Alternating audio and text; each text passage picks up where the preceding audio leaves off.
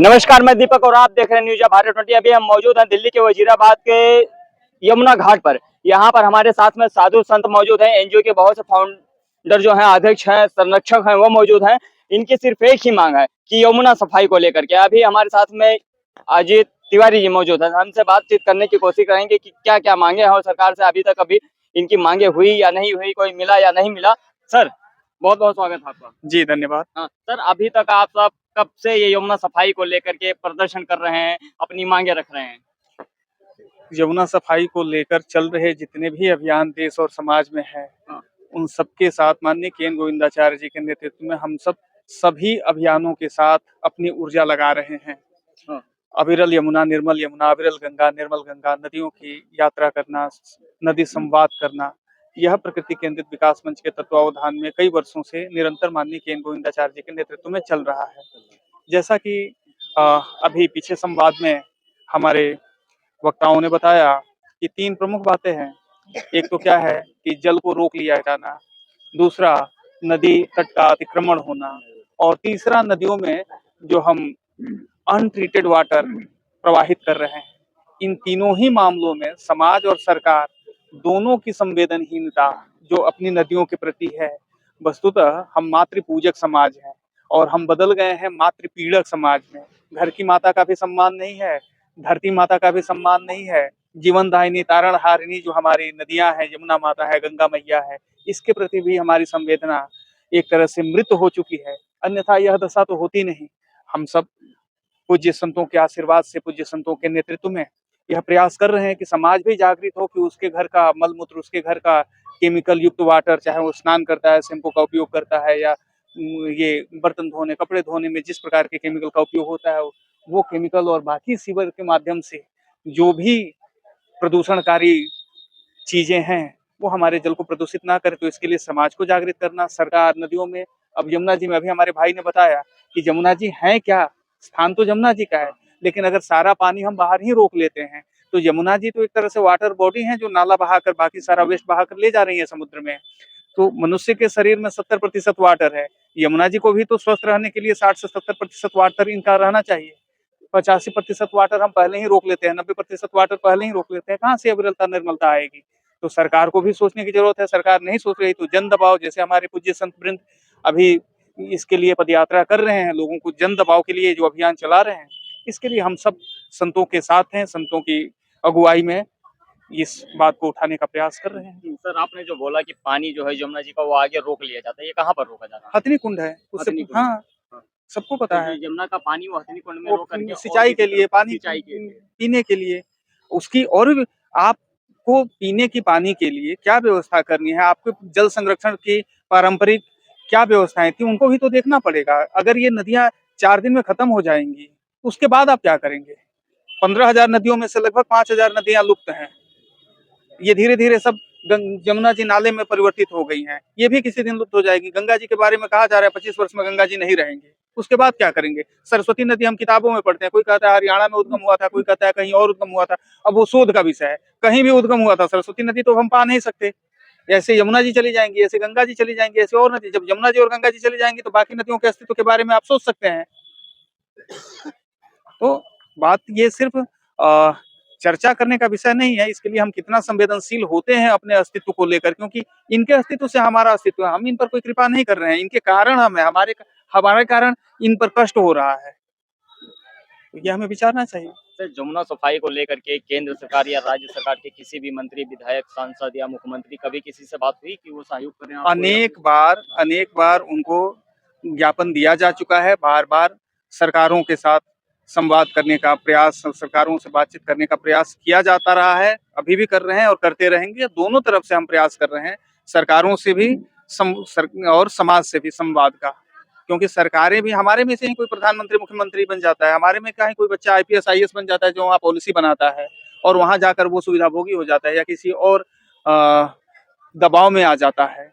तो बात यह है कि एक समाज के रूप में जब हम मातृपीड़क समाज हो जाएंगे तो ये दशा रहेगी। एक समाज के रूप में अगर हम फिर मातृपूजक समाज बन जाएंगे तो एकदम से सब कुछ निर्मल अविरल, सब कुछ सुखद दिखने लगेगा। बहुत बहुत स्वागत है आपका।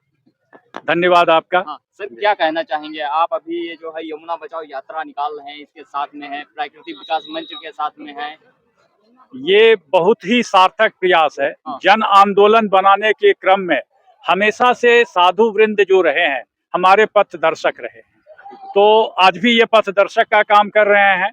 यंग जनरेशन को, युवा पीढ़ी को जगाने का काम कर रहे हैं और ये अलख जगाने में हमेशा आगे रहे, आज भी हैं आगे।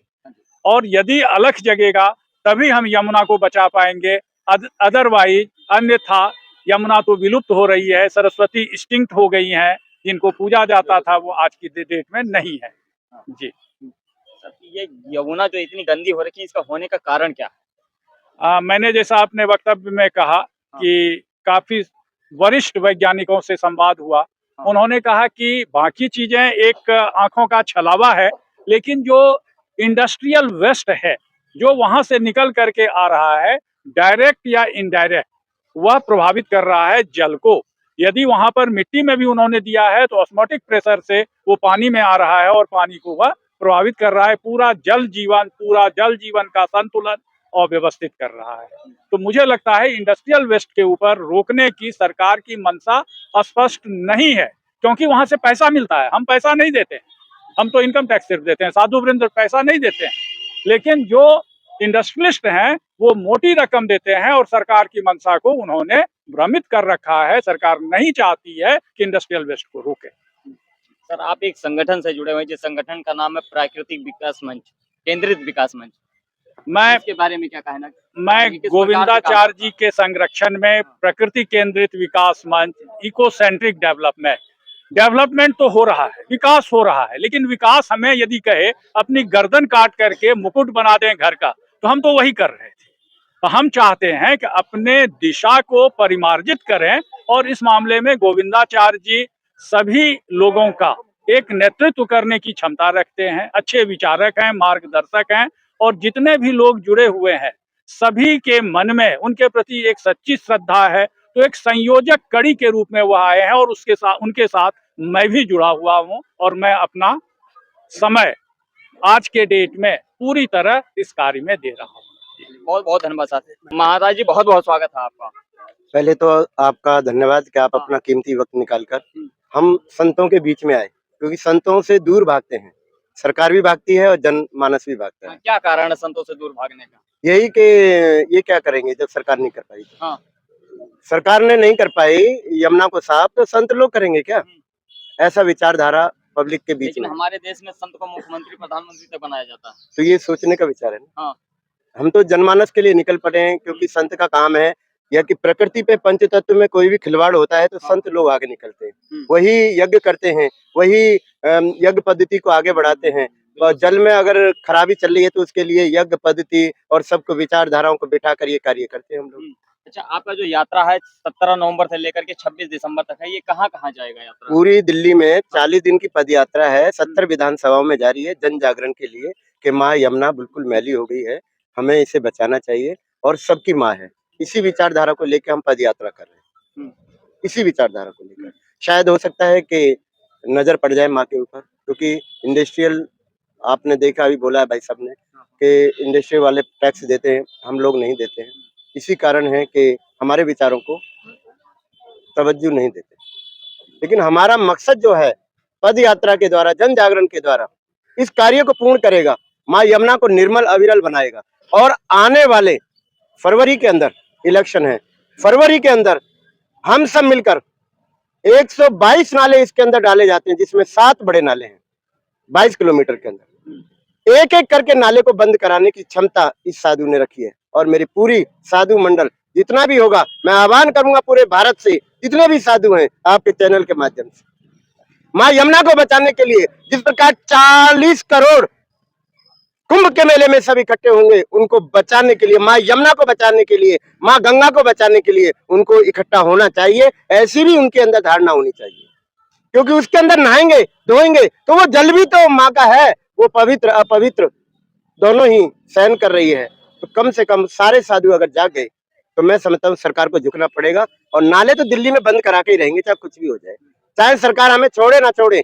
लेकिन फरवरी में मैं नालों का आंदोलन करूंगा, नाले बंद कराने का आंदोलन, ये पक्का है। अच्छा महाराज जी, मेरा लास्ट सवाल जो है, आप सब इतने बुजुर्ग हैं, यहाँ पर कोई नहीं है मेरे हिसाब से, तो आप लोग कब से यमुना जी को देख रहे हैं, कितने सालों से? मैं प्रभु जी 20 साल से यमुना के किनारे रहता हूँ और मैं आपको बता दूं कि 20 साल से जब कोरोना काल आया था उस समय पर यमुना का जल 3 महीने के अंदर निर्मल हो गया था, अविरल हो गया था, सुंदर हो गया था गंगा की तरह। तो इसका मतलब मलमूत्र तो सब खा रहे थे, सब ज्यादा खा रहे थे, ज्यादा ही हग रहे थे, लेकिन उसके बाद वो गंगा यमुना हमारी मैली नहीं हुई किससे? फैक्ट्रियों से। तो फैक्ट्रियों का जो लाइसेंस प्रदूषण डिपार्टमेंट देता है ना, उसको पुनः जांच करनी चाहिए। वो देता तो 2 माइक्रो का है और वहाँ 50 माइक्रो यूज कर रहे हैं। वो पैसे दे देते हैं, उनका कार्य बन जाता है। वो ये नहीं देख रहे कि जन जागरण में इंसान का कितना दोहन हो रहा है, कितने पक्षियों का भी हो रहा है, पेड़ पौधों का भी हो रहा है। जो पेड़ पौधों में जल दिया जाता है वो फल खा रहे हैं, फल खाते तो पक्षियों को भी दिक्कत हो रही है। तो हमारा ही नहीं हो रहा, पंच तत्व में सभी का इस समय पे नुकसान हो रहा है और हम सबको आगे आना चाहिए।